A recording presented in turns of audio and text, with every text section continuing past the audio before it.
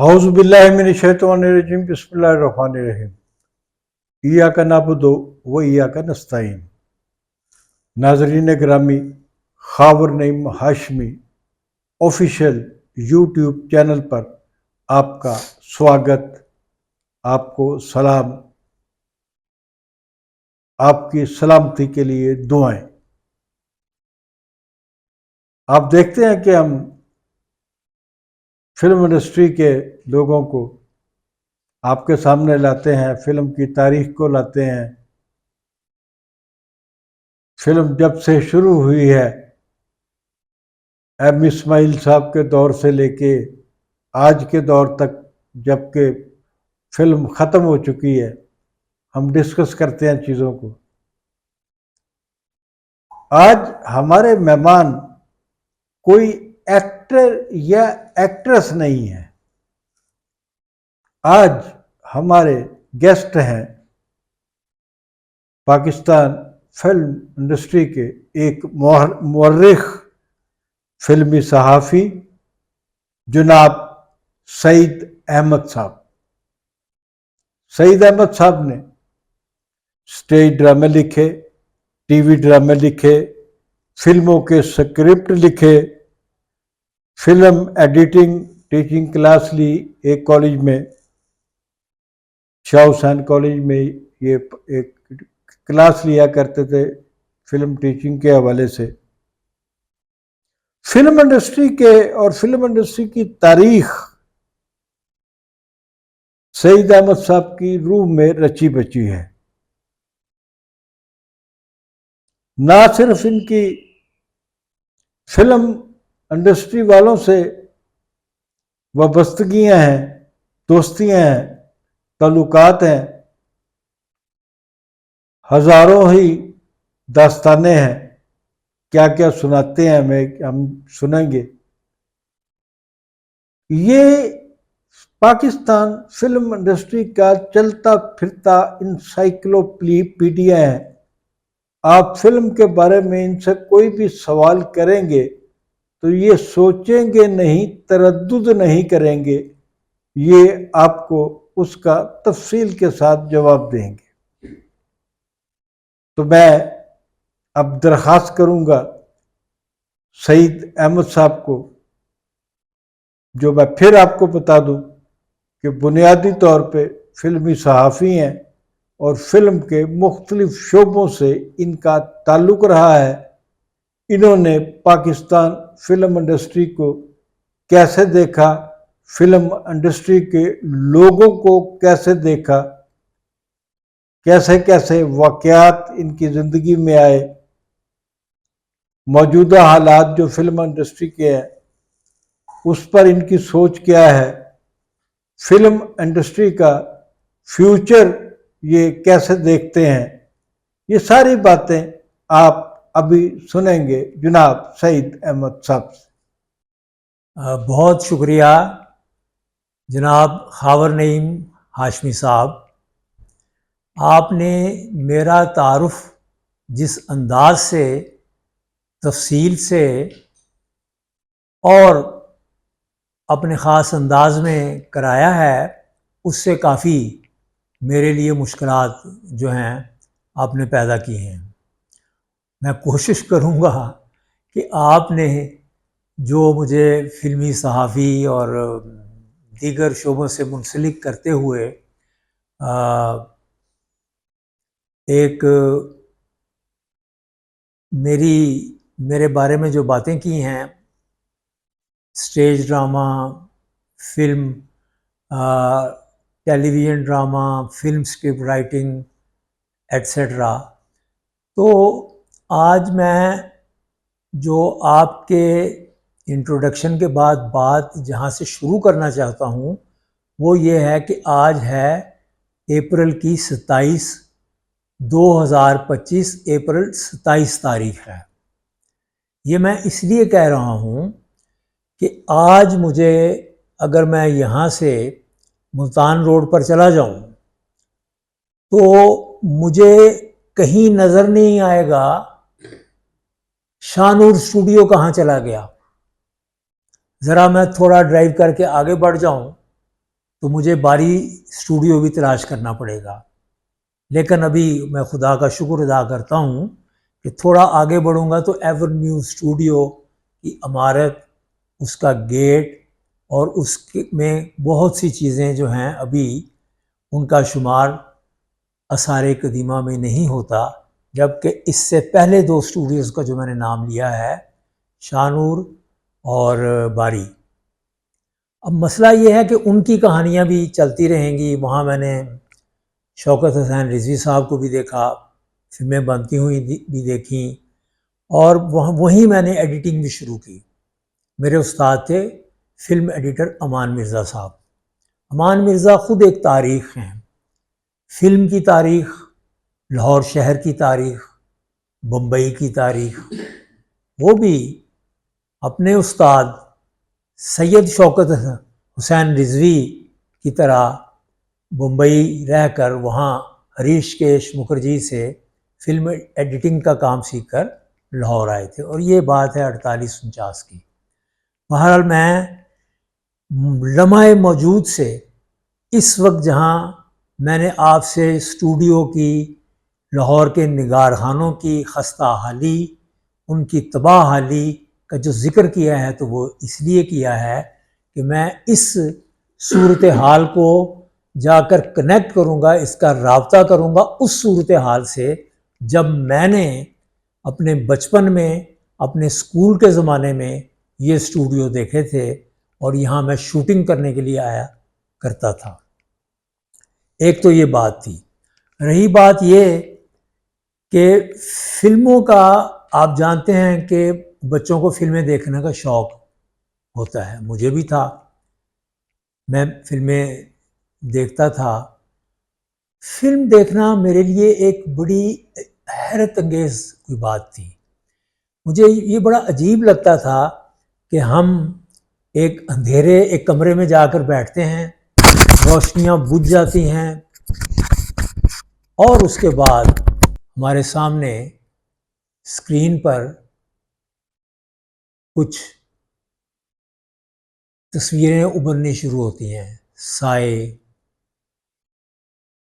Light and shade, और फिर किरदार आते हैं सामने, और वो एक कहानी शुरू होती है, और फिर हम उस फिल्म में खो जाते हैं। इंटरवल के वक्त लाइट्स ऑन होती हैं, बाहर जाते हैं, फिर आते हैं, फिर फिल्म का अगला हिस्सा देखते हैं। तो फिल्म देखना बज़ाते ख़ुद एक बहुत बड़ा तजुर्बा था जिससे मैं गुज़रता था, और जहन में उस ज़माने में ही, स्कूल के ज़माने में ही, वो फिल्में जो हैं वो दिन रात वो मेरे दिमाग में चलती रहती थी। ये मैं सियालकोट की बात कर रहा हूँ। वहीं मैंने पहली फिल्म शहरी बाबू देखी। शहरी बाबू मेरी पहली ज़िंदगी की पहली फिल्म थी। फिर और बहुत सी फिल्में देखने के बाद जब मैं अपने गांव से 5वीं जमात पास करने के बाद लाहौर आया अपने मामू और अपनी नानी अम्मा के पास रहने के लिए, तो फिर यहाँ मुझे मेरे मामू ने मुस्लिम मॉडल हाई स्कूल, जो कि सेंट्रल मॉडल हाई स्कूल के सामने और मुल्हक है गवर्नमेंट कॉलेज लाहौर, दोनों की दीवार एक है। तो मुस्लिम मॉडल हाई स्कूल में मैं 6ठी जमात में जब दाखिल हुआ, और वहाँ से निकलकर जब मैंने इर्द गिर्द घूमना शुरू किया ब्रेक के दौरान, तो मैंने ये देखा कि उसके बिल्कुल नज़दीक एक सिनेमा निगार था। सड़क को पार करके मैं जाता था तो वहाँ एक सिनेमा मलक थिएटर था, और उसके सामने एक सिनेमा का नाम नावल्टी था। तो मेरे स्कूल के इर्द गिर्द जो ये 3 सिनेमा घर थे, यहाँ मैंने फिल्में देखनी शुरू कर दी। निगार में अंदाज लगी होती थी, मल्क थिएटर में आवारा, और उसके सामने नावल्टी में अनवर कमाल पाशा की कातिल।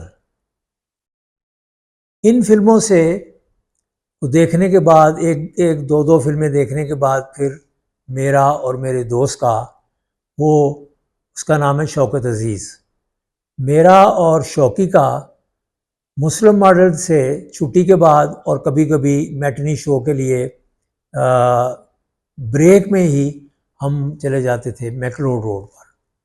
मैक्लोड रोड पर एक सिनेमा की एक दुनिया आबाद थी। यूँ लगता था कि पूरी दुनिया की फिल्में यहाँ चल रही हैं।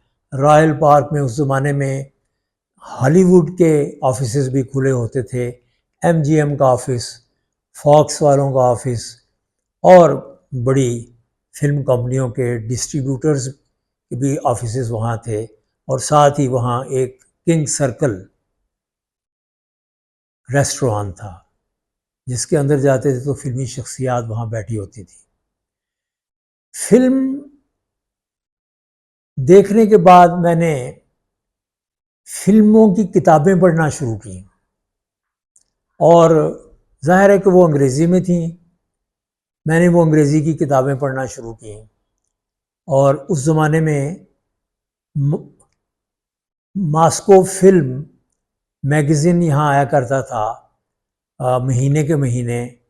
फिर हिंदुस्तान का फिल्म फेयर, शमा रिसाला, वो उस ज़माने में, अभी ये 65 की जंग से पहले की बात कर रहा हूँ, पाकिस्तान में अभी फिल्मों पर पाबंदी नहीं लगी थी।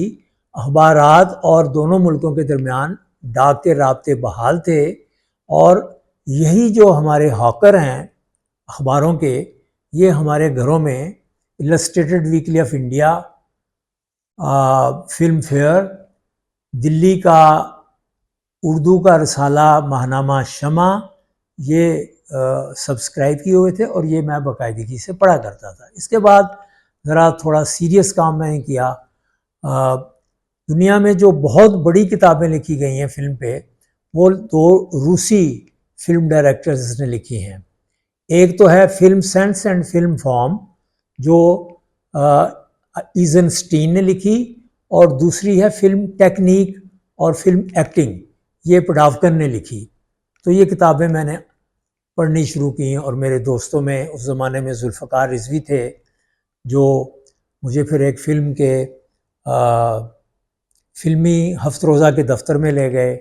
उसका नाम था मुमताज़, और मैक्लोड रोड पे ये दफ्तर शोरश काश्मीरी साहब के चट्टान के दफ्तर के ऊपर था इसका ऑफिस। मैं एक दिन गया तो वहाँ मेरे सामने एक डेस्क पे पाकिस्तान के मारूफ कहानी नवीस, उस ज़माने में मकालमा निगार, फिर बाद में वो डायरेक्टर बन गए, और फिर उन्होंने बड़ी बाकमाल फिल्में बनाई, जनाब रियाज शाहिद, वो बैठकर एक मेरे सामने एक टेबल पर कुछ मजमून लिख रहे थे। मुझे भी वो दे दिए गए कागज़, तो मैंने भी लिखना शुरू किया। तो उसी हफ्ते में मुझे एडिटर ने काम दे दिया कि तुम निगार खानों की डायरी लिखा करो। अब मेरा कॉलेज और से जो सफ़र है वो कॉलेज से कम और फिल्मी निगार खानों की तरफ ज़्यादा शुरू हो गया।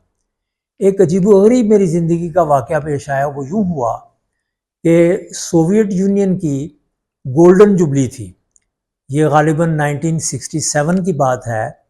उसके लिए तकरीबात का ऐलान हुआ। माल रोड पर एक गली जाती है फिरोजसंस की बिल्डिंग से पहले, बाएं हाथ अंदर की तरफ, तो वहाँ विक्टोरिया पार्क में इन तकरीबात का अहतमाम किया गया था। तो ये अनाउंस हुआ कि मैक्सिम गोर्की की फिल्म माँ, मदर जो है, उसकी स्क्रीनिंग होगी। ये उसके बारे में मैं पढ़ चुका था, लेकिन मैंने अभी गोर्की का नावल माँ नहीं पढ़ा था।